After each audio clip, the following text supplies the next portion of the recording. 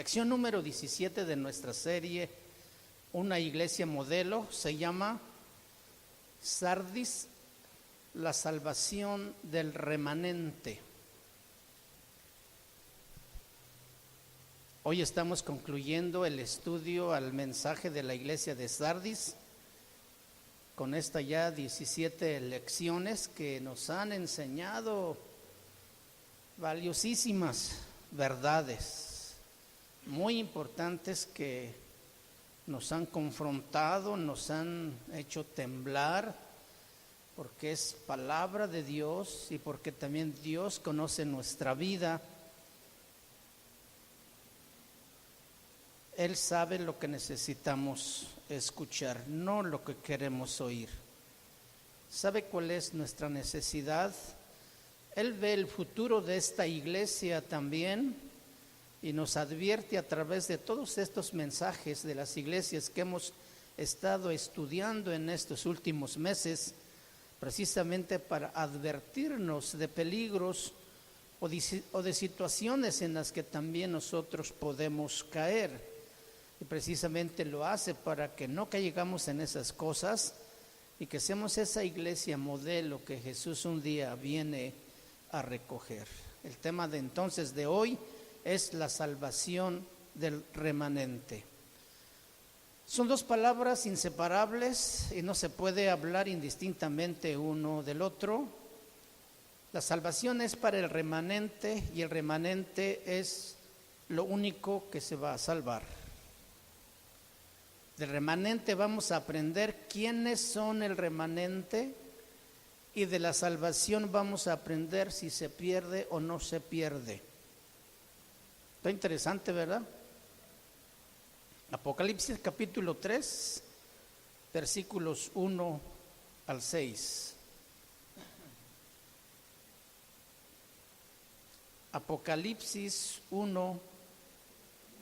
Capítulo 3 de Apocalipsis, versículos 1 al 6. Escribe al ángel de la iglesia en Sardis. Vamos a leer todo el mensaje de esta iglesia porque con esto concluimos el estudio de este mensaje y para que tengamos todo el contexto de lo que hemos estado estudiando y lo que queremos aprender hoy. Escribe al ángel de la iglesia en Sardis, el que tiene los 7 espíritus de Dios y las 7 estrellas, dice esto: yo conozco tus obras, que tienes nombre de que vives y estás muerto. Sé vigilante y afirma las otras cosas que están para morir, porque no he hallado tus obras perfectas delante de Dios.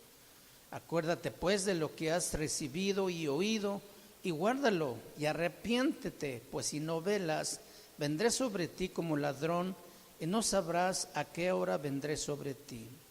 Pero tienes unas pocas personas en Sardis que no han manchado sus vestiduras y andarán conmigo en vestiduras blancas, porque son dignas. El que venciere será vestido de vestiduras blancas, y no borraré su nombre del libro de la vida. Confesaré su nombre delante de mi Padre y delante de sus ángeles. El que tiene oído para oír, oiga lo que el Espíritu dice a la iglesia. ¿Usted es la iglesia de Cristo? Entonces Dios nos va a hablar hoy otra vez. ¿Está listo? Muy bien, tomemos nota porque esta es palabra del Señor. Como hemos notado en esta porción que acabamos de leer, es a la iglesia al que Dios no le reconoce ningún detalle agradable. Y son puras advertencias, son puras amenazas. Creo que de las peores iglesias detrás de la Odisea, la última iglesia que también vamos a estudiar. Y lo que hemos aprendido son amenazas. Todo lo que Jesús habla a esta iglesia son cosas malas. Jesucristo no reconoce nada de ellos bueno, excepto un pequeño grupo de hermanos al que llama remanente. Solo un pequeño grupo dentro de la iglesia es honrado por Dios, es exaltado por Dios Y la mayoría de la iglesia, el Señor dice que está mal con lo que le está advirtiendo y con lo que le está diciendo. Estamos entonces ante una iglesia en una condición muy crítica. ¿Estamos delante de quién? De la condición de una iglesia muy crítica. ¿Le gustaría que nuestra iglesia fuera esa? Para nada, para nada. ¿Se pueden ustedes imaginar que el Señor solamente reconozca un pequeño grupo de 5 o 6 personas de todos los que estamos aquí? Porque es el remanente. ¿Qué sucede cuando Jesús mira a la iglesia y ve que la mayor parte de ella está en condición terrible y que se la pase advirtiéndole que corrija las cosas, que sea vigilante, que tiene nombre nada más de que vive pero está muerto y cosas tristes realmente? Como creyentes es bonito cuando nos acercamos a Dios y esperar que Él nos hable, ¿verdad? Y cuando nos acercamos al Señor siempre tenemos la idea de que al hablarnos, pues nos va a hablar de promesas, nos va a hablar de bendiciones, y eso es lo que primero surge en nuestra mente cuando le pedimos: Señor, háblame. ¿Sí o no? Pero no esperamos nunca que Dios nos vaya a empezar a decir: mira, estas cosas están mal, esta otra está mal. Porque ¿qué pasaría con nosotros? Señor, ya no me hables. No me gusta lo que me hablas. Imagínate Dios, ¿qué pensará de nosotros? Que queremos escuchar solamente lo que nos gusta y lo que no nos gusta ya no queremos oír. ¿Qué clase de iglesia seríamos si fuéramos así nosotros? Al acercarnos a la palabra, como hemos dicho, debemos pensar que estamos acercándonos no solamente para recibir alimento y crecer, sino también para ser confrontados, para ser expuestos, para ser evidenciados la condición de nuestro corazón delante de un Dios santo y perfecto que conoce todas las cosas en nuestro interior. Entonces, cuando nosotros nos acercamos a Dios como creyentes, es bonito cuando Dios empieza a hablarnos palabras de bendición, amenazas de palabras de consuelo, de paz y de gozo. Pero cuando la palabra se abre y lo único que se dice o se oye de ella son amenazas, son advertencias, esto ya no nos gusta. Todas las amenazas que hemos estudiado de esta carta está dirigida a la mayoría de la iglesia. ¿A quién está dirigida? A la mayoría de la iglesia. ¿A cuántos de nosotros sería esa mayoría? Casi todos. Imagínate, solo un pequeño grupo de esa iglesia estaba caminando bien. La mayor parte de esa iglesia de Sardis estaba caminando mal. Si comparamos esta iglesia con la iglesia actual, encaja perfectamente. La mayor parte de las iglesias hoy están mal. Solo un pequeño grupo es el que se mantiene fiel y ese pequeño grupo es el que va a ser rescatado por el Señor. Aquí el punto central y muy importante es que tú estés plenamente convencido si formas parte de la gran mayoría o eres parte de la minoría, de ese remanente del que aquí Jesús está hablando a la iglesia de Sardis. ¿Quién será el remanente aquí entre nosotros? Todos queremos ser remanente, ¿no? Pero esto no es posible. Según la Biblia, el remanente, o seremos la excepción nosotros, de que aquí todos somos el remanente. Según la Biblia, no puede ser. De los 80 que somos, imagínate que nomás 7, bueno, conmigo 7, que nomás nosotros 7 seamos el remanente. ¿Quién es más? ¿Quiénes son nosotros 6? Como que esto nos pone a pensar de una manera muy seria. Porque si solamente el remanente va a ser salvo, entonces, ¿qué con la gran mayoría? ¿Se va a condenar? ¿Se va a perder? Ya lo vamos a ir estudiando poco a poco durante la lección. ¿Qué sucede a la mayoría? Entonces, es muy importante que tú como creyente, seguidor de Jesucristo, sepas de cuál grupo tú eres. Sardis nos ha enseñado solo amenazas y advertencias. Tienes nombre de que vives y estás muerto. Sé vigilante y afirma las otras cosas que están por morir. No he visto tus obras perfectas. Arrepiéntete. Si no velas, vendré sobre ti como un ladrón. Y una lista de cosas malas. Su iglesia. Aquellos que dicen amar a Dios, la mayoría está mal. Y solo un pequeño remanente se mantiene fiel, firme, apasionado por el Señor, buscando la santidad en su corazón, limpiándose del pecado del mundo, corrigiendo pensamientos, actitudes, obras y activándose en el plan y en el mover de Dios.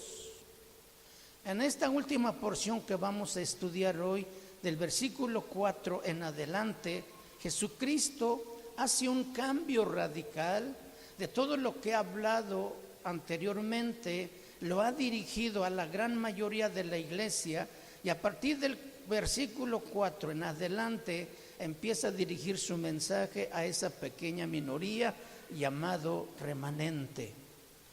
Versículo 4 dice,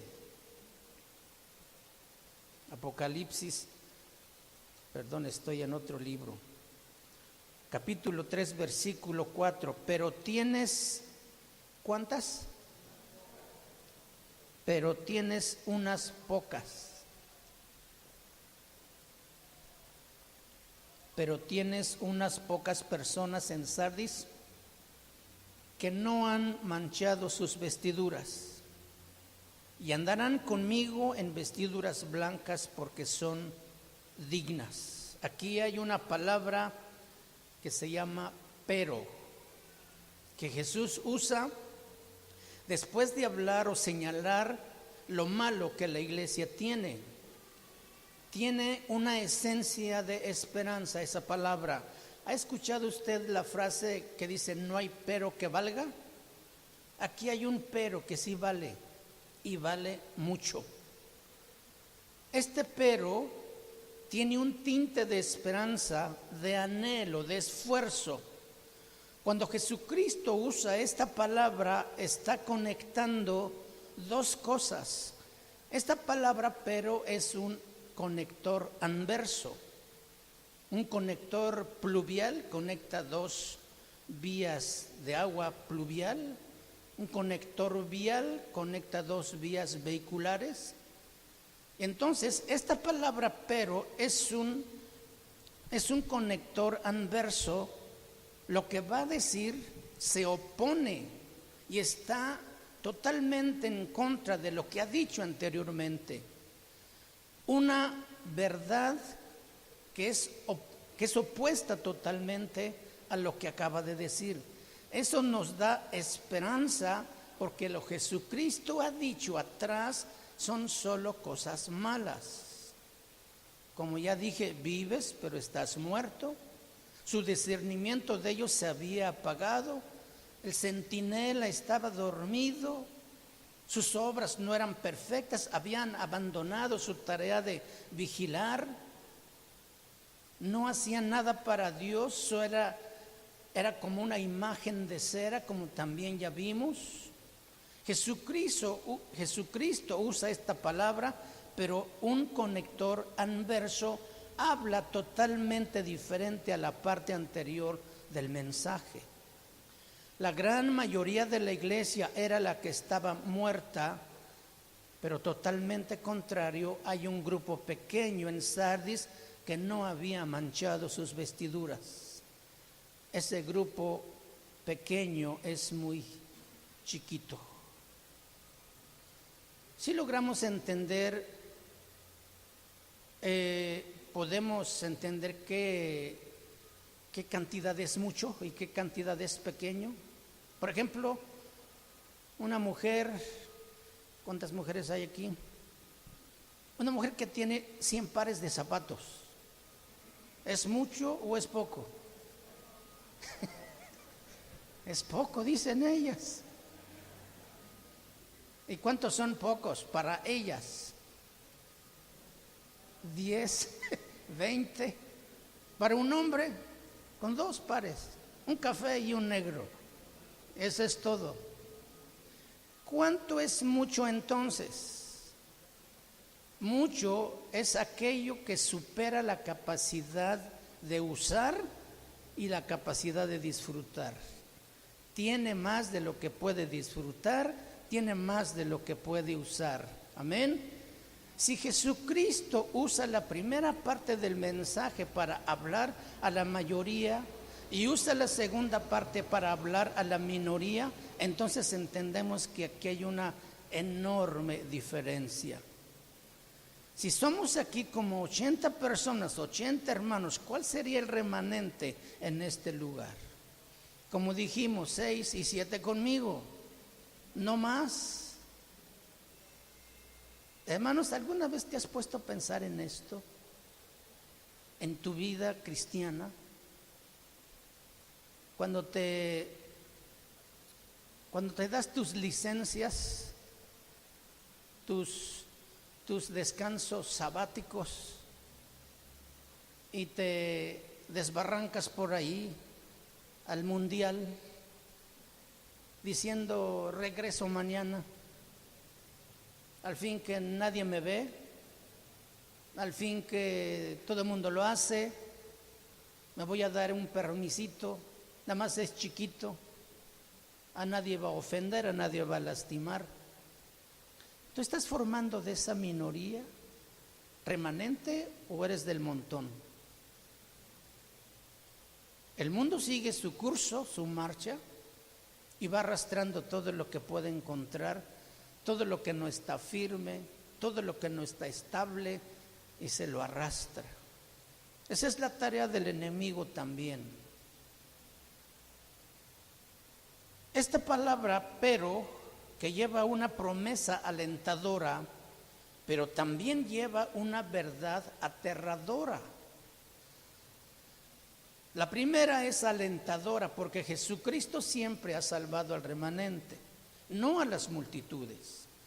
La mayoría sigue a Jesucristo por motivos personales. La mayoría sigue a Jesucristo por buscar un milagro, para ser sanado, para que le dé más pan y para que le dé más peces. Porque quiere estar con Él, porque así obtiene reconocimiento o porque así me siento útil. Infinidad de razones.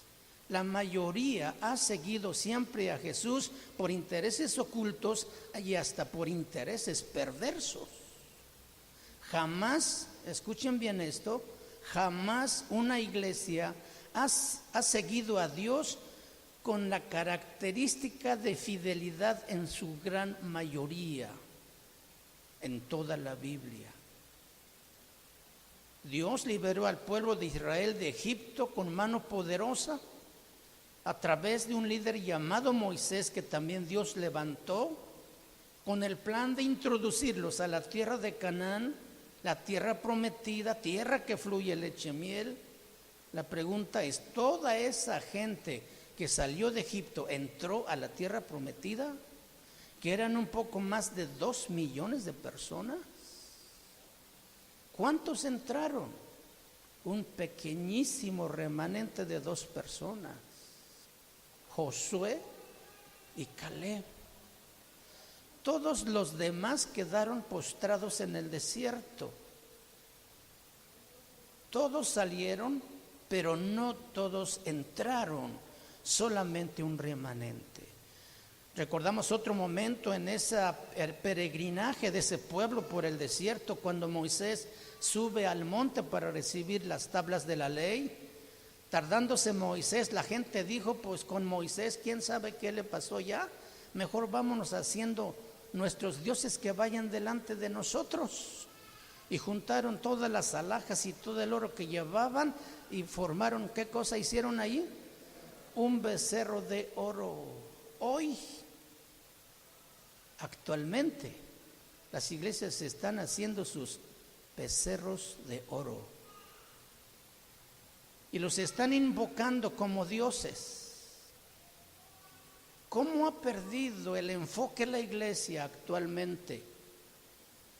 Y esa gente que se juntó, que se unió para hacer esa imagen, y hasta lo bautizaron Jehová, porque dijeron, vamos a hacer fiesta mañana a Jehová. Así le llamaron al becerro. ¿Cómo es el corazón del hombre que aun cuando miraron tantas maravillas y milagros que jamás nadie había escuchado ni hecho tampoco, de buenas a primeras solamente tan fácilmente le den la espalda y empiecen a adorar a otros dioses? La pregunta aquí es, ¿lo hizo la mayoría o el remanente? La mayoría. Dice la palabra de Dios que Moisés y Josué allá arriba oían gritos allá abajo. Y dijeron, se oye grito de pelea, Moisés. No, es un pueblo en fiesta. Vámonos, porque el pueblo se ha desenfrenado. Qué terrible condición. ¿Fue la mayoría o fue el remanente el que hizo eso? El remanente. En el Nuevo Testamento Jesucristo era seguido por multitudes de personas. En los 4 evangelios aparecen más de 20 veces la palabra multitud y siempre va relacionada a la mayoría de las veces a personas que seguían a Jesucristo. Pero cuando Jesucristo muere y comienzan a los hermanos a ser perseguidos, se refugiaron en el aposento alto. ¿Usted se acuerda que solamente eran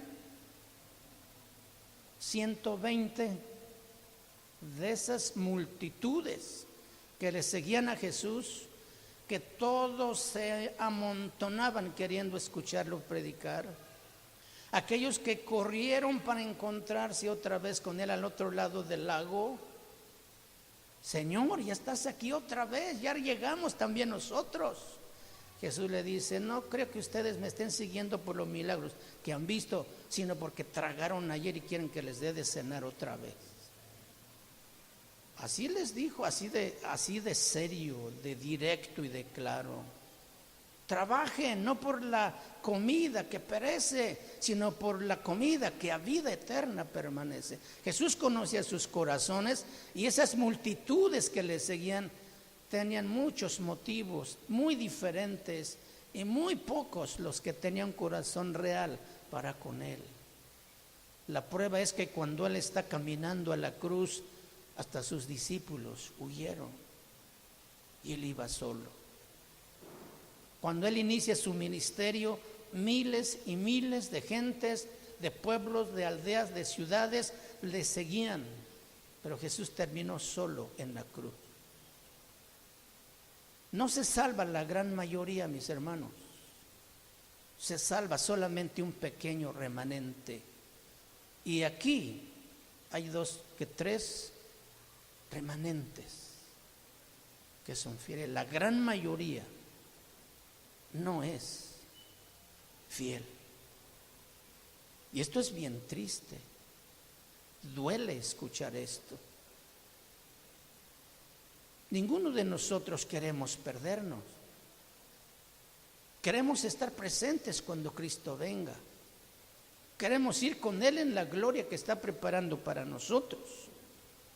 Pero nuestras actitudes, nuestro corazón, nuestros pensamientos no están siendo preparados para ese momento. Por eso, con mucha tristeza se darán cuenta y con gran sorpresa y dolor que no estaban listos para irse con Él. que ocuparon su tiempo, su mente, sus fuerzas y muchas de sus cosas solamente para creerse una gran mentira que fabricaron todos este tiempo que han seguido a Jesús, pero no con un corazón sincero. La gran mayoría no se salva, solamente el remanente. Cuando la iglesia empezó a ser perseguida, estaban allí en el aposento alto solamente 120 hermanos, y en la iglesia actual será la misma situación. La mayoría de las personas que asisten hoy a las iglesias se perderán, y esa es la verdad aterradora. La mayoría serán condenados y solo el remanente será salvo. Despierta a tu hermano y dile: ¿serás tú o seré yo? En el libro de Romanos, capítulo 11, versículo 5.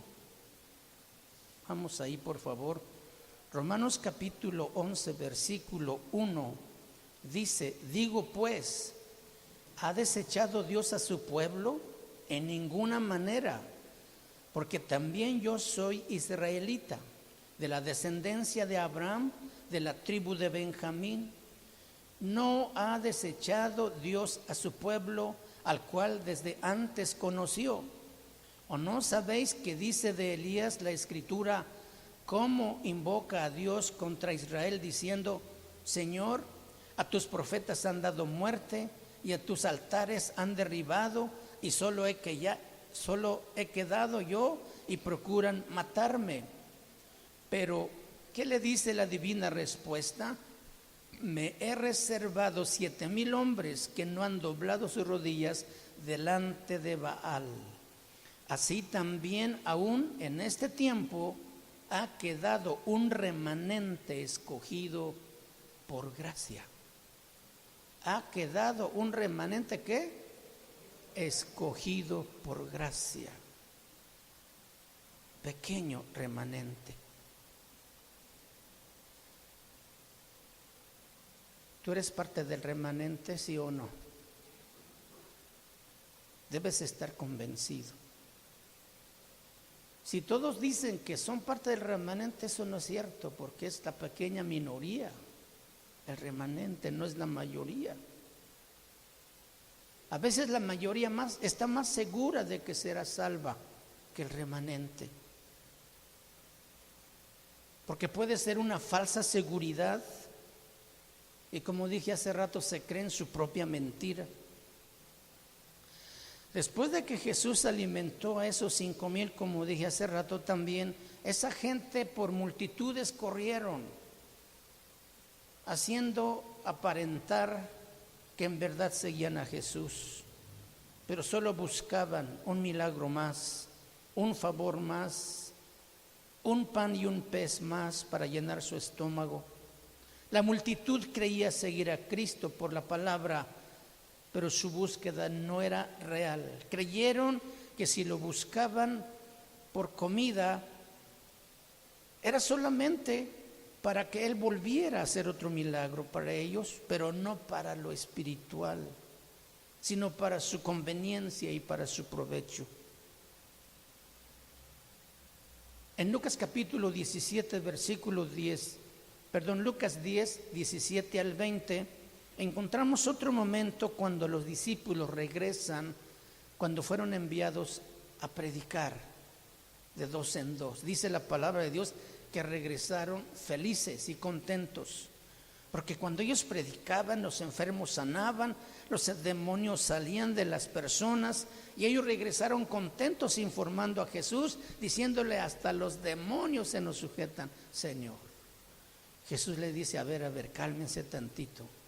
No se gocen porque los demonios se salieron, más bien gócense porque sus nombres están escritos en el libro de la vida. ¿Qué es lo que puede y debe producir gozo en nosotros? ¿Lo que hacemos o donde estamos? ¿Dónde estamos? Escritos en el libro de la vida. Y eso es lo que Jesús dijo, que sí vale que nos gocemos por eso, no por lo que hagamos. Eso quiere decir que lo que nosotros hacemos no es una evidencia clara de que el nombre de esta persona esté escrito en los cielos. Vayamos al libro de Mateo capítulo 7, Jesús hablando precisamente de esa gran mayoría que se cree engañosamente que es salva o que está buscando a Dios de corazón. Él dice en el capítulo 7, versículo 21, no todo el que me dice Señor, Señor, entrará en el reino de los cielos, sino el que ¿qué? Sino el que hace la voluntad de mi Padre que está en los cielos. Muchos me dirán en aquel día, Señor, Señor, ¿no profetizamos en tu nombre? Y en tu nombre echamos fuera demonios, y en tu nombre hicimos muchos milagros. Entonces declararé, nunca os conocí, apartados de mí, hacedores de maldad. Imagínate escuchar esas palabras cuando tú estás esperando elogios por lo que tú hiciste. Tú puedes estar haciendo muchos milagros, puedes estar sanando mucha gente, pero no debe ser eso la verdadera causa de tu gozo. Tu válido gozo es solamente porque tu nombre está escrito en el libro de la vida.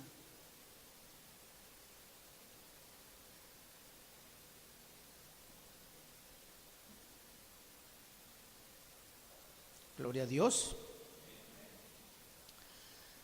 En tu nombre profetizamos, Señor, en tu nombre echamos fuera demonios. Lucas 12:32 dice, no temas, manada pequeña, porque a vuestro Padre le ha placido daros el reino. A la manada pequeña, al remanente. No sé si se acuerdan, irónicamente, sardis significa, aparte de piedra preciosa, cuando iniciamos el estudio de este mensaje, tenía otro significado precisamente que es remanente. Sardis también significa remanente. Entonces Dios está hablando a la ciudad, está hablando al remanente de la iglesia. Es muy importante que nosotros sepamos quién es o cómo es el remanente.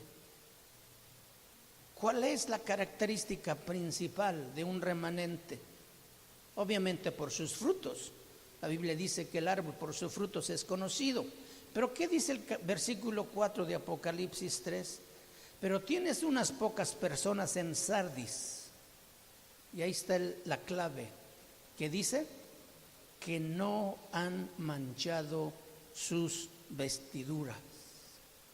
La característica principal del remanente es que esos poquitos fieles, firmes, estables, convencidos, apasionados, no han manchado sus vestiduras.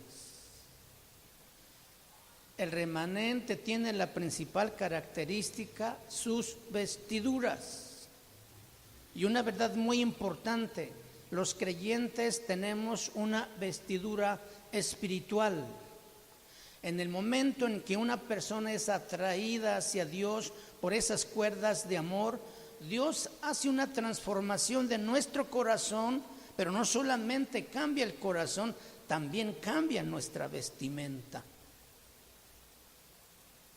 ¿Qué de importancia tiene la vestidura para el remanente?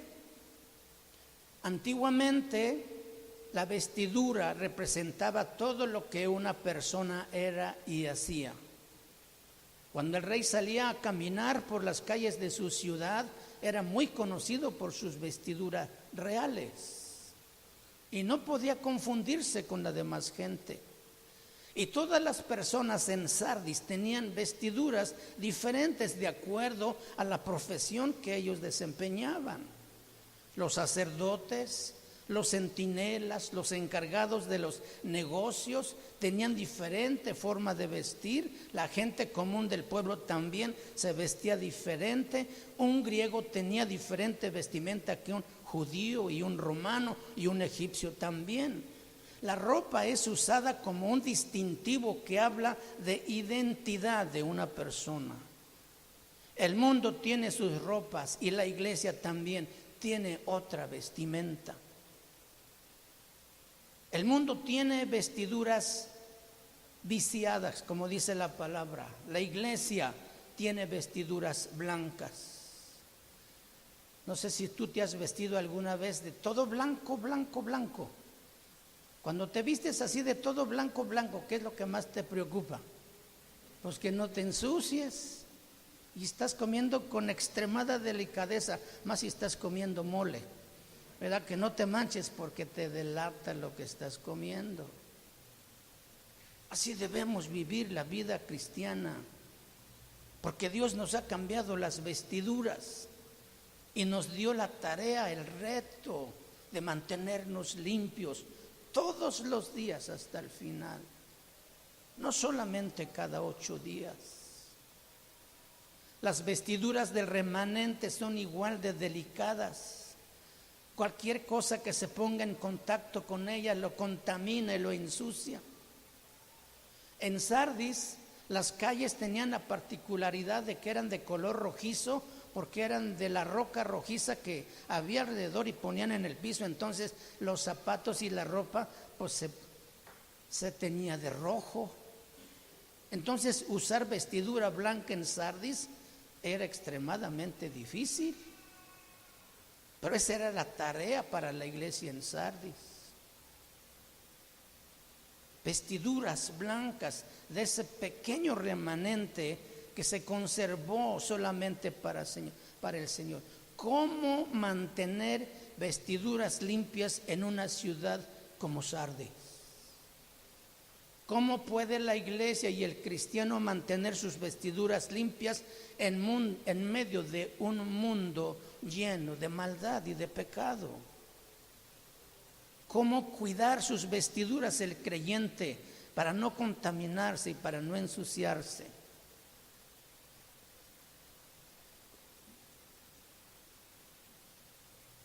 Efesios 4:22.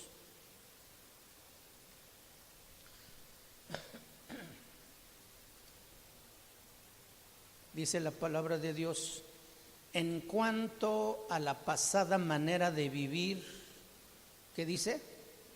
Despojaos, desvístete de esas ropas. Dice, desvístete del viejo hombre que está viciado conforme a los deseos engañosos. Y esta es una tarea que nosotros tenemos que hacer todos los días, porque ya no estamos viviendo a la manera pasada de vivir. Se supone que esa vida ya la abandonamos.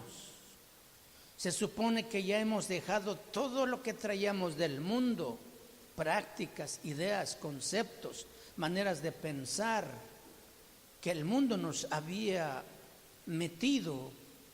El apóstol dice, en cuanto a esa manera pasada de vivir, despojaos del viejo hombre que está viciado conforme a los deseos engañosos. Despojaos, desvestirse del viejo hombre que está viciado, que está contaminado y que está podrido. Luego el versículo 23 dice, y renovaos en el espíritu de vuestra mente. Renovaos en el espíritu de vuestra mente. 24, y vestíos. En el 22 dice, despojaos del viejo hombre, y en el 24 dice, vestíos del nuevo hombre, creado según Dios en la justicia y santidad de la verdad. El viejo hombre está corrupto conforme a los deseos engañosos, pero las nuevas vestiduras de la iglesia están conforme a la justicia y la santidad de la verdad de Dios. Esas son nuestras vestiduras. En el Antiguo Testamento, El servicio sacerdotal tenía una vestimenta muy diferente al resto del pueblo. Ahora, la pregunta es, ¿el pueblo vestía como los egipcios o cómo vestía el pueblo de Israel en Egipto?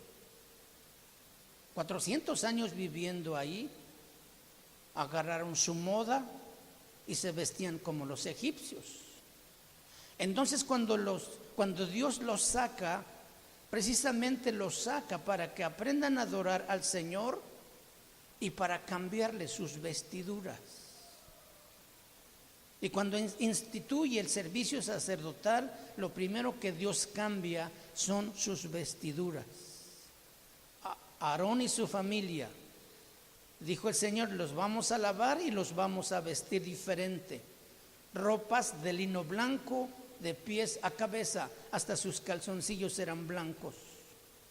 Cuando un sacerdote salía a la calle, se distinguía por sus vestiduras blancas. El color blanco el Señor siempre lo ha usado como un sinónimo de pureza y de santidad. Dios no estaba instituyendo una moda sacerdotal, estaba tipificando que todos los sacerdotes tenían que ser puros y santos. Por eso cuando viene la iglesia, primero te lava y luego te cambia tus ropas también. Y como Pedro dice que hemos sido hechos reyes y sacerdotes, Él nos coloca con una vestimenta pura y limpia. Y allí viene el reto, mantenernos limpios en nuestras vestiduras todos los días hasta que Jesucristo venga. ¿Se acuerdan ustedes cuando Adán y Eva pecaron? Lo que ese pecado trajo en evidencia en primer lugar fue que se miraron que estaban desnudos. E inmediatamente ellos fueron y cortaron hojas de higuera para cubrir su desnudez. Hojas de higuera tipifican las obras del hombre para cubrir su pecado. Cuando Dios le habla al hombre, le dice, ¿dónde estás, Adán? Él sale con su delantal de hojas de higuera y Dios dice, ¿qué hiciste, Adán? Nada, Señor, no he hecho nada. ¿Por qué? ¿Qué es eso que estás así? ¿Qué es eso que traes? Oh, pues es que quería probar la moda. No, el problema no es el delantal de hojas de higuera, son tus obras para cubrir tu pecado y para salvarte. Y eso no se puede. Dios tuvo que sacrificar a un animal para con su piel cubrirlos. El sacrificio de un animal inocente, sin pecado, que tipifica a Cristo Jesús. El único que puede cubrir nuestros pecados. Nuestras obras, nuestras justicias son como trapos de inmundicia que no cubren nada, porque no es por obras propias. Solamente el sacrificio de un cordero sin mancha y sin pecado. Imagínense ustedes el dolor del corazón de Dios cuando ve a Adán allí en el huerto. Lo malo no es el delantal, lo malo es que intenta cubrir, tapar su pecado con sus obras. Está diciéndole, no puedes ocultar tu pecado con algo humano, con algo natural. Tomando ese animal y sacrificarlo y quitarle la piel era la única manera de tipificar que solamente la muerte de un inocente podía cubrir esos pecados. ¿Cómo hacer que ese ropaje hecho en base de justicia propia y la santidad, ante la santidad de Dios, pudiera permanecer para cubrir su pecado? Jamás ninguna obra del hombre ha podido sustituir la obra de Cristo. ¿Qué preferirías tú, hojas de higuera o la piel de un animal sacrificado? Dios muestra la ineficacia del hombre para obtener su propia salvación. Dijo Dios: sacrifico a mi hijo para que a través de él tengan salvación. Y eso significa que la salvación no depende de ti ni depende de mí. Porque si la salvación dependiera de nosotros, de nuestras obras, nuestra salvación serían hojas de higuera que se rompe y que se acaba. Jesús dijo: yo soy el que cubre tus pecados, y una vez que los he puesto cubiertos, nadie te los puede quitar. La salvación no proviene del corazón del hombre, ni de sus esfuerzos, ni de su búsqueda. La salvación del hombre fue diseñada y creada en el mismo corazón de Dios. Eso significa entonces que tú no puedes buscar, que no puedes perder, que no puedes preservar algo que tú no puedes crear. Es algo que te ha sido dado por Dios. Porque si por nosotros fuera, sería como hoja de higuera que te pones hoy, se te rompe al rato, tienes que repararlo, tienes que volverlo a hacer otra vez para volvértelo a poner.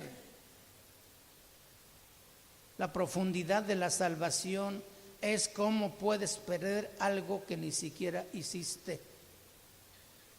¿Cómo puedes cuidar algo que es incuidable? ¿Cómo puedes andar con pantalones blancos en medio del polvo y no ensuciarte? No puedes. Necesitamos a Jesucristo para mantener segura nuestra salvación. Sin Cristo, solo somos parte de esa multitud que se agolpaba para escucharlo, pero que su corazón realmente no estaba con él. Sin Cristo solamente somos esa multitud y no el remanente. Solo tenemos hojas de higuera para cubrirnos. No tenemos nada que nos pueda valer. Si salimos al mundo con nuestras hojas de higuera tratando de preservar la salvación, no la vamos a lograr. Siempre estaremos con el temor de perder algo de lo que depende nuestra vida. Y eso es la vida cristiana. Eso es lo que Dios tenía diseñada cuando sacrificó a ese animal para cubrir a Adán y Eva. Es una pregunta. Ciertamente que no. Solo un pequeño grupo se salvó, el remanente, porque no tiene hojas de higuera. Ha sido cubierta con la sangre de Jesucristo, no con fuerzas del hombre, sino es un regalo, es una gracia que Dios ha impartido a todo aquel que ha creído en él. En 1 Corintios capítulo 7, vaya por favor conmigo, 1 Corintios capítulo 7, en el versículo 1.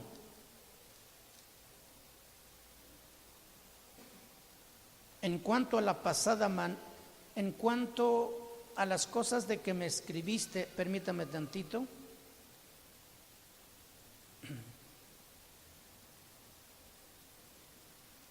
Déjame ver si no es 2 Corintios, porque no me suena el primero.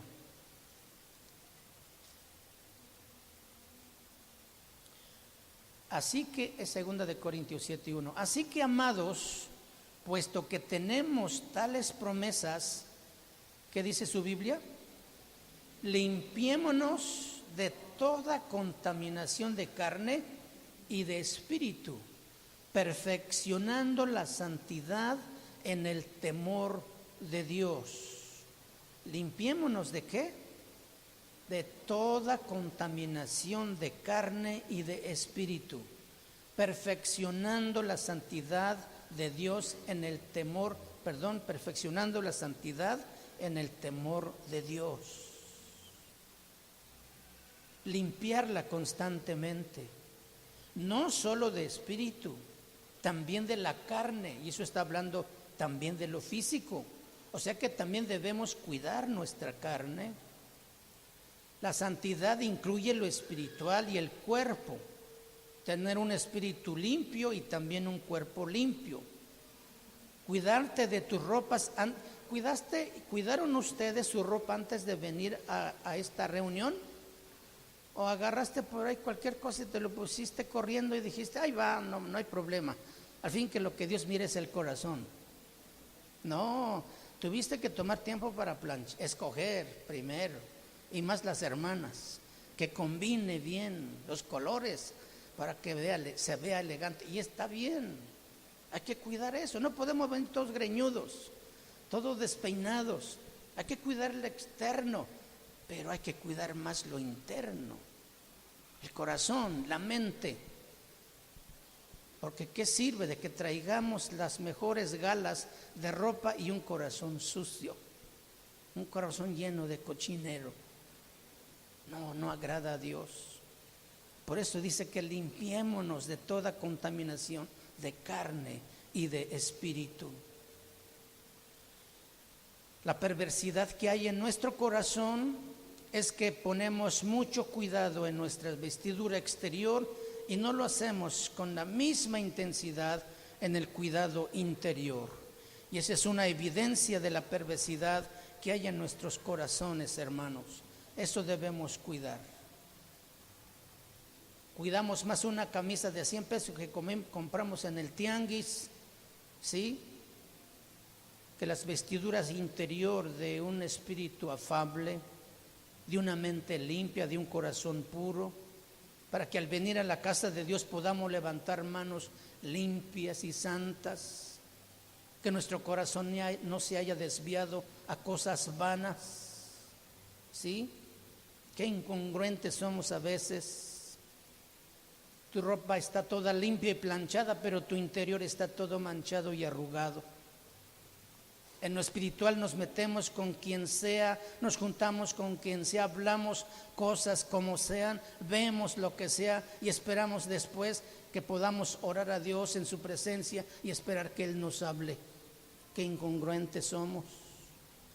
Los sacerdotes del Antiguo Testamento, a pesar de que estaban vestidos de blanco, ellos tenían que seguir un ritual de lavarse antes de entrar a ministrar en el tabernáculo. Y tenían que amarrarse un cordel en sus pies, porque si no estaban requisitadamente limpios, ellos morían al instante de entrar y nadie más podía entrar a sacarlos. Tenían que jalarlos por el lazo que llevaban puesto en los pies. El que se atreviera a entrar a tomar al sacerdote y sacarlo, ahí también quedaba. ¿Por qué? Porque a la presencia de Dios hay que acercarse puros, santos y limpios. ¿Cuántas veces nos hemos atrevido a entrar todos sucios? Hemos visto quién sabe cuánto cochinero en el internet, en la televisión, y ya cansados por la noche nos vamos a la cama a orar y esperar que Dios nos hable. Sí, te va a hablar Dios y te va a decir, mira, esa cochinada que estás mirando en la tele, en la televisión, es abominación a mí. Te aborrezco. Te vomitaré de mi boca. ¿Te acuerdas lo que le dice a la iglesia? Y cuando Dios habla, Dios habla. Y tengamos cuidado. No provoquemos la ira de Dios, porque Él no se detiene la mano. Nos ama tanto que no nos quiere perder, hermanos. A veces somos muy arriesgados, muy descuidados. Creemos que Dios no ve. Creemos que Dios no oye, creemos que Dios no está. Es un engaño, es una mentira que el diablo nos ha metido para que hagamos lo que se nos antoje. Y en los caminos de Dios no se puede andar así. ¿Amén o no amén? ¿Cuántos hoy que podrían doblar sus rodillas tendríamos que jalarlos fuera? ¿O cuántos hoy quienes levantan la mano para cantar a Dios de pronto ya está tirado muerto? Gracias a Dios que hoy no es así Él, y su gracia y su misericordia nos alcanza. Pero esa gracia y esa misericordia también tiene su límite. No nos arriesguemos No nos atrevamos a desafiar a Dios. Demos la importancia tanto al interior como al exterior.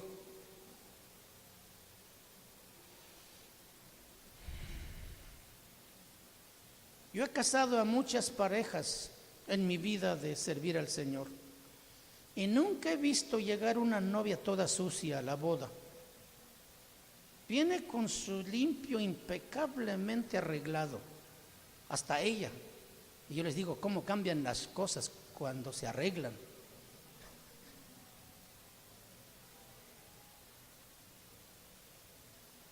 Dios espera una novia limpia, una novia resplandeciente. Dios no es como nosotros que podemos estar viendo horas de televisión o internet y enseguida tomar la Biblia y esperar que nos hable. Esa es una evidencia de la perversidad que hay en nuestro corazón. Para esperar que Dios nos hable, tenemos que presentarnos limpios delante de Dios. A las multitudes eso no le interesa, solamente al remanente le interesa y se cuida de eso.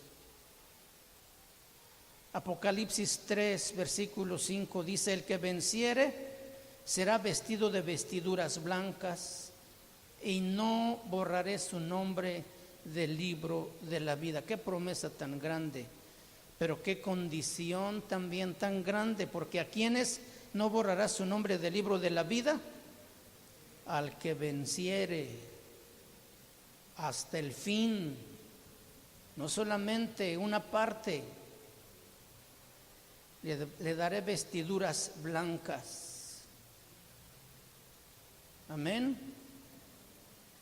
De los 7 mensajes a las 7 iglesias, Jesucristo habla promesas. El remanente que llegue hasta el final recibirá la promesa de que su nombre no será borrado del libro de la vida. En otros mensajes, Jesucristo habló con amenazas. A la iglesia de Pérgamo le dijo: por tanto arrepiéntete, pues si no vendré a ti pronto y pelearé contra ellos con la espada de mi boca. A Sardis le dice en Apocalipsis 3:3: acuérdate pues de lo que has recibido y oído y guárdalo, pues si no velas, vendré a ti como ladrón en la noche. Jesucristo aquí está diciendo: al que venciere le daré vestiduras blancas y no borraré su nombre del libro de la vida. Está prometiendo que no va a borrar del libro de la vida. En el contexto histórico de la ciudad de Sardis, para que una persona pudiera ser ciudadano de Sardis tenía que ser registrado en un libro. Así como el registro civil el día de hoy, toda persona que nace debe ir a registrarse para que tenga un nombre y tenga una identidad. En Sardis, una persona que cometía un robo, que agredía o que simplemente cometía un error que ponía en riesgo a las personas o al gobierno, las autoridades borraban su nombre de ese libro y lo desterraban, lo echaban fuera, lo corrían. Y este hombre, esta persona andaba errante por todas partes.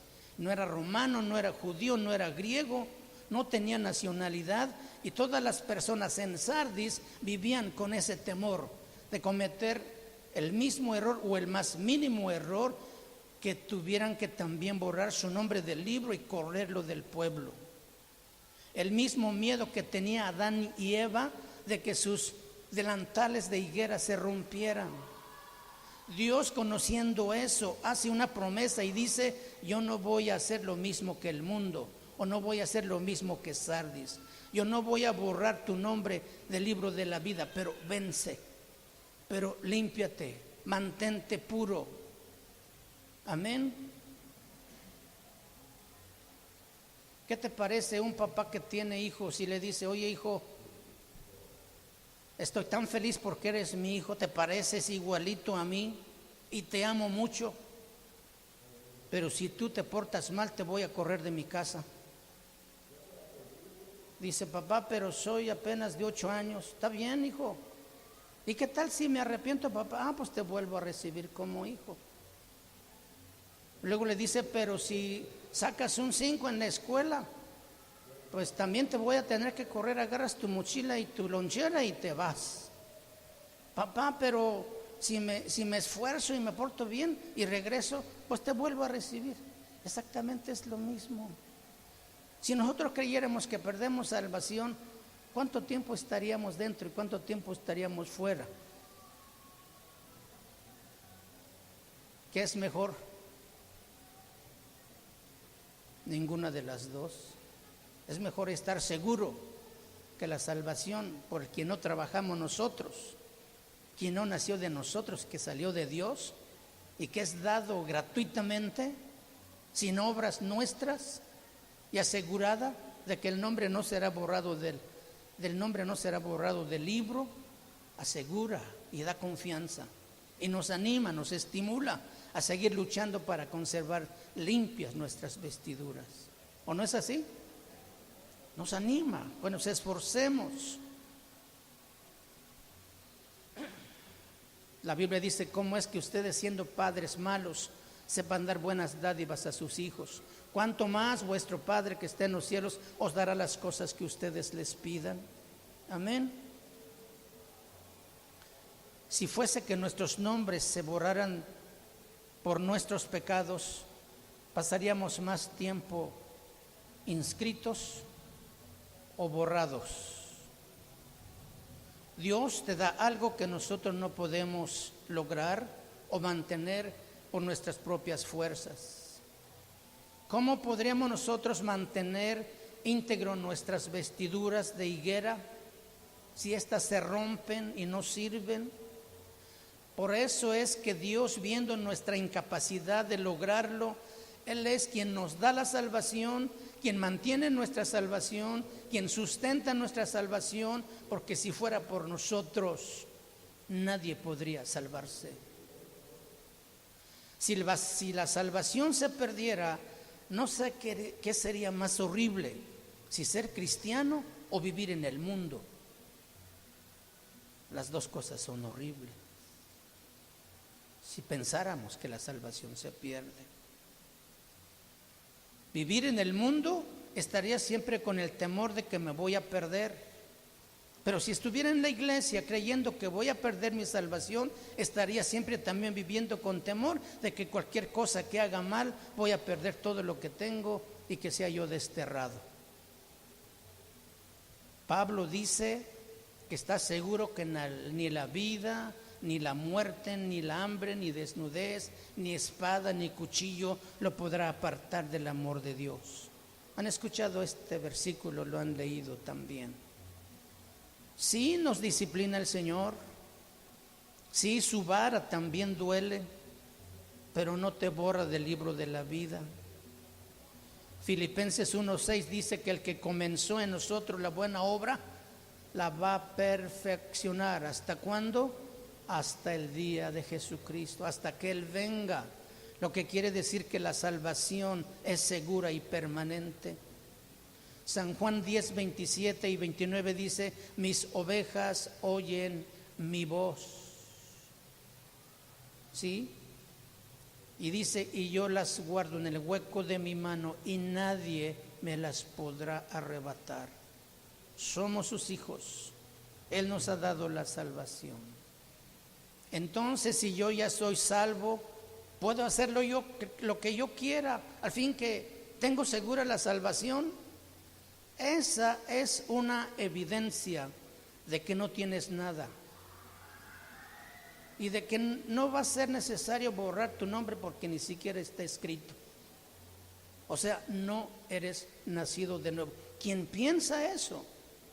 De que entonces voy a vivir la vida como yo quiera, al fin que ya soy salvo, al fin que Dios no me borra del libro de la vida y se da la vida de pecado. ¿Tú crees que esa es la mentalidad de un hijo de Dios verdaderamente? Claro que no. No, para nada. El tener ese pensamiento es una evidencia que te debe dar entendimiento de que no eres creyente, de que no eres hijo de Dios. Dios le dijo a Isaías: yo soy tu Dios que te esfuerzo. En Isaías 4:10, siempre te sustentaré. O sea, diciéndome: tú no puedes sustentarte solo, yo soy quien te sustento. Nosotros no podríamos mantenernos sin Jesucristo. ¿Qué pasa con aquellos que han mantenido una vida íntegra por mucho tiempo y después vuelven a vivir en el mundo? ¿Ellos perdieron su salvación? No, nunca lo tuvieron. Se les rompió su hoja de higuera. Lo único que pasó es que les duró un poco la hoja de higuera, pero no fue suficiente para la eternidad. Juan Marcelo, un joven casado, muy conocido en el pueblo de Jicayán, Oaxaca, muy hábil para comunicarse, era muy amiguero, pero tenía un corazón malo porque asaltaba a la gente en los caminos. Había matado uno que otro por ahí con un rifle para robarles el dinero. Escucha el evangelio y de pronto él está tocando la guitarra, y con esa alegría que alegraba a sus amigos, ahora está juntando a los hermanos y construye un templo ahí en ese pueblo y empieza a pastorear esa iglesia.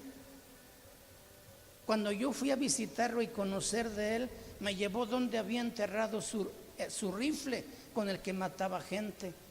Y decía él: ahora ya enterré mi rifle, pero tengo ahora una espada de 2 filos. Y empezó a predicar y empezó a juntar gente. Unos años después que volví a ir a ese pueblo, ya no está Juan Marcelo. Le digo: ¿y dónde está el pastor? Hermano, ya se volvió al mundo otra vez. ¿Cómo? Y anda asaltando otra vez. Y después, cuando volvió otra vez, Juan Marcelo ya lo mataron. Le duró su hoja de higuera por un tiempo. Parecía que era genuina su conversión, porque además hablaba con un conocimiento de la Biblia, pero no lo vivía en su corazón. Y ese es el peor engaño que puede vivir una persona, creyendo que por sus buenas obras que hace es digno de salvación, cuando son hojas de higuera solamente que no duran. ¿Puede una persona estar limpia por sus fuerzas, pero no dura para siempre? Es algo eventual. Al paso del tiempo no logrará vencer y será derrotado, y ni siquiera su nombre va a ser borrado porque nunca estuvo escrito. Por eso Jesucristo establece que el tiempo para saber que nosotros somos parte del remanente o no es el fin. El que venciere hasta el fin. Si tú puedes permanecer hasta el fin, es porque verdaderamente eres nacido de nuevo.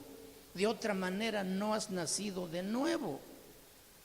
Y es mejor considerar seriamente esa situación y clamar a Dios con todo el corazón, porque puedes todavía continuar viviendo en ese engaño. Señor, perdóname, líbrame de este engaño, sálvame, Señor. Perdona mis pecados. Con razón no puedo vencer la carne. Con razón la tentación rápido me atrapa. No tengo poder, no tengo fuerza. Nunca vas a poder vencer solo. Concluimos entonces que la salvación se pierde o no se pierde. ¿Quiénes son los que la tienen? Los que se mantienen hasta el final. Ese es el remanente que va a ser salvo. Tristemente la gran mayoría no la va a lograr. Llegando hasta el fin es como nos daremos cuenta que somos del remanente. Te puede salir buena tu higuera, pero nunca fuiste salvo. Solamente lo hiciste en tus fuerzas. Te llevó unos años, pero no te alcanzó para la eternidad. Dios te da la salvación eterna, dura para siempre. Si eres parte del remanente, Dios te va a salvar, y eso es seguro porque Él lo ha prometido. Ahí está fundada nuestra fe. No en esperar si va a ser, sino hasta estar seguro de que así es. ¿Qué evidencia tenemos? Es la fe que tenemos en Él. ¿Cómo se puede hacer eso real? Por fe en lo que creemos que llegaremos hasta el final. La gran mayoría se perderá y solamente el remanente será salvo.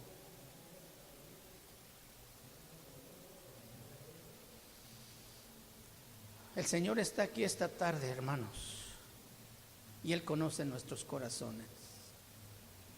Delante de Él no podemos ocultar nada en nuestro corazón. Si tú no estás convencido de que eres del remanente, es muy importante que hoy te decidas y que determines en tu corazón a ser de esos hombres fieles que han nacido de nuevo. Clama por tu salvación esta noche. La gran mayoría se va a perder y solamente el remanente es el que se va a salvar. ¿Creen que el Señor está aquí? ¿Creen que Él ha hablado esta tarde?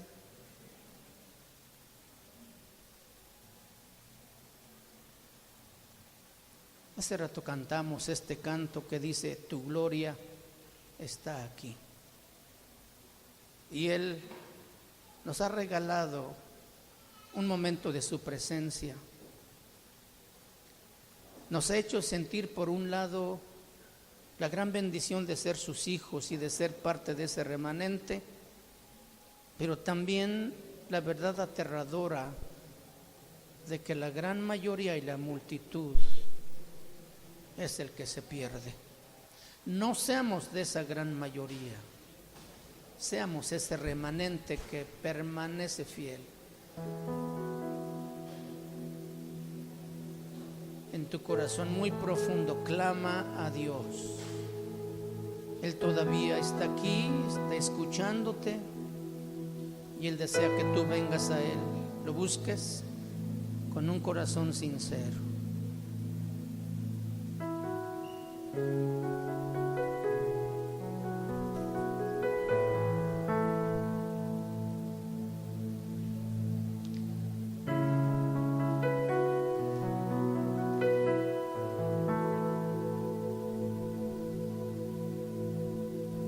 Gracias, Señor, por tu palabra, Jesús.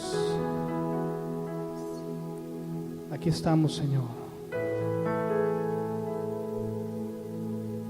Te pedimos que tengas misericordia, Señor, de nosotros.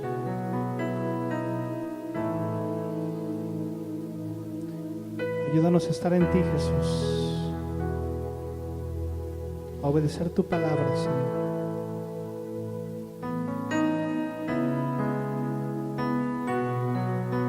Queremos estar en ti, Señor. Queremos ser parte de lo que tú haces, Señor.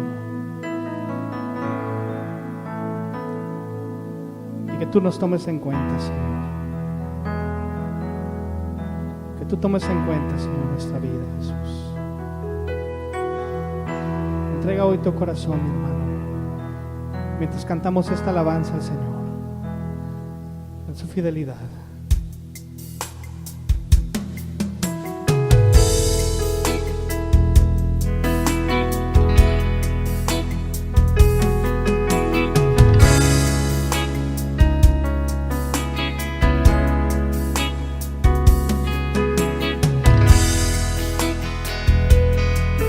Queremos ver, Señor, en tu gloria.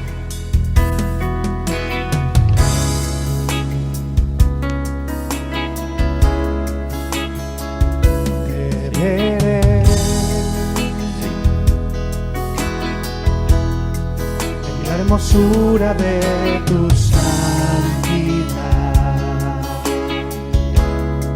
En tu presencia quiero estar y verte cara a cara.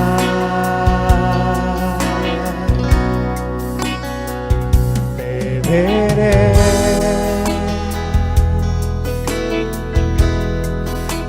hermosura de tu santidad, transformándome a tu imagen y verte cara a cara. Vamos a decirlo al Señor. Tu gloria está aquí, tu gloria llenando mi ser, tu santidad, tu majestad me hacen rendirme a ti. Tu gloria está aquí, tu gloria llenando mi ser, reflejarme en ti, uno solo contigo, rodeado de tu gloria, contemplándote a ti.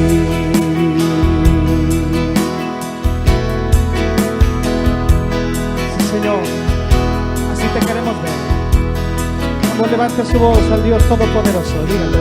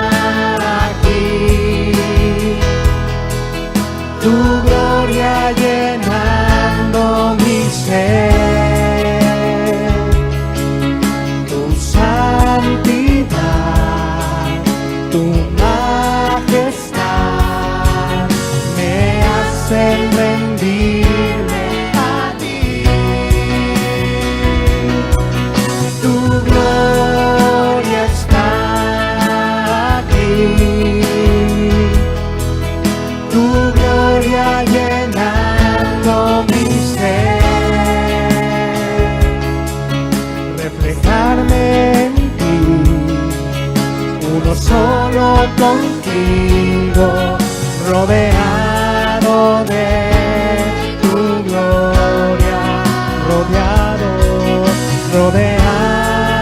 de tu gloria,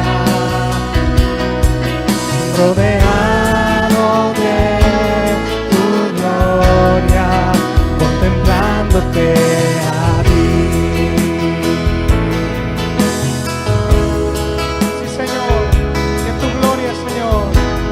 Este lugar, Señor, majestuoso Dios, todopoderoso,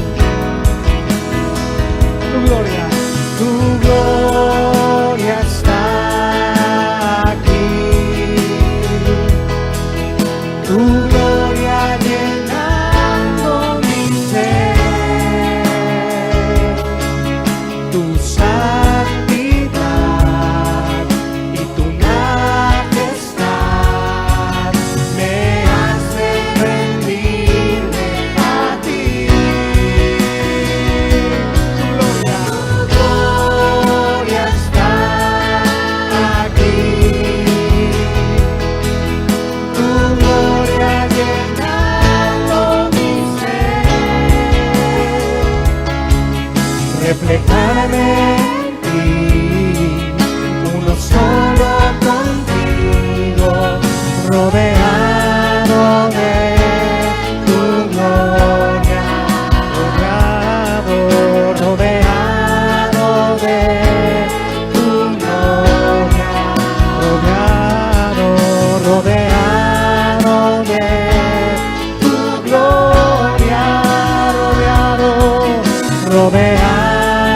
poder, tu gloria, contemplándote a ti,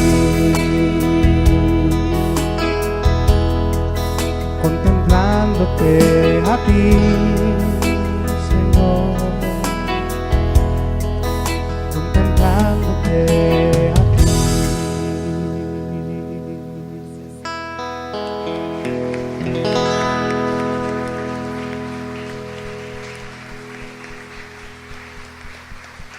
Bueno, mis hermanos, quedamos despedidos. Aproveche y salude a su hermano y podemos ir a nuestra casa. Muchas gracias.